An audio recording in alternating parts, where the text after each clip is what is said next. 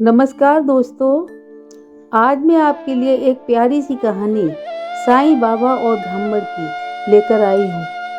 ये बात उस समय की है जब बाबा की ख्याति चारों ओर फैलने लगी थी। बाबा की महिमा जानने के बाद हजारों लोग उन्हें प्रतिदिन मिलने आते। इन हजारों लोगों में एक ब्राह्मण ऐसा था जो बिना बाबा का दर्शन किए भोजन नहीं करता था, चाहे कितनी भी देर हो जाए, और अक्सर उसका नंबर आता तब तक रात हो जाती थी, इसलिए वो केवल एक बार का ही खाना खा पाता था। बाबा को उस पर दया आ गई तो बाबा ने उससे एक दिन कहा, तुम यहाँ मत आया करो, बल्कि मैं ही तुम्हारे यहाँ भोजन करने आऊँगा। वो खुश हो गया ये जानकर कि बाबा खुद उसके घर आएंगे और उनके साथ ही खाना खाऊंगा।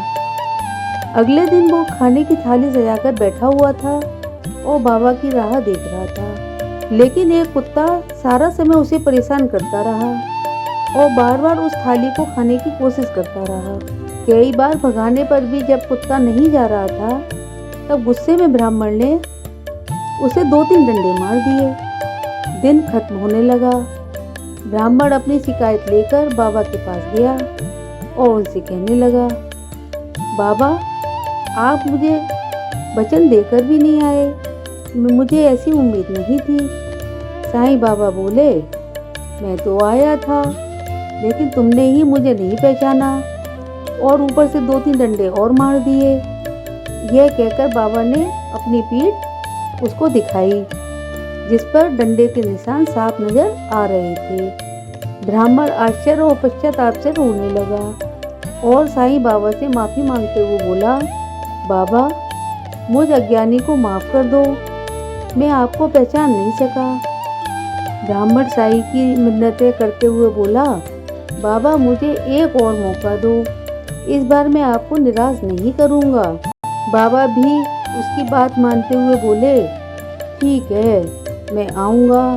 ब्राह्मण खुश होकर अपने घर लौट आया। अगले दिन फिर से थाली सजाकर वो बाबा का इंतजार करने लगा। इस बार वो किसी कुत्ते के अपने द्वार पर आने की बात जो रहा था, लेकिन उस दिन पता नहीं क्यों उसे एक भी कुत्ता नहीं दिखा। दोपहर हो गई, कुत्ता तो नहीं आया, पर वहाँ एक बड़ा ही गंदा, कई दिनों से नहाया ही ना हो और जिसके शरीर से काफ़ी अंदर से बदबू आ रही हो, ऐसा भिखारी आया।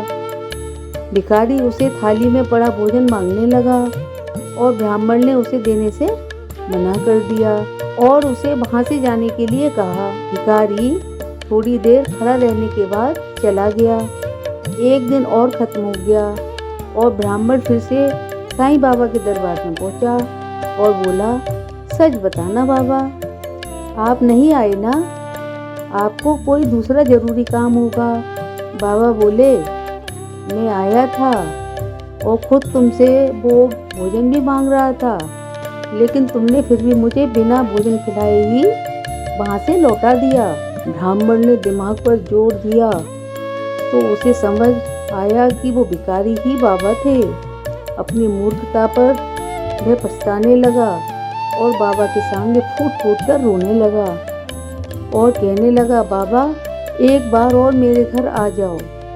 बाबा ने इस बार मना कर दिया और बोले, इसका कोई फायदा नहीं है, मैं आऊँगा और तुम पहले से ठान कर बैठे होगे और मुझे कुत्ते या भिखारी में ढूंढोगे।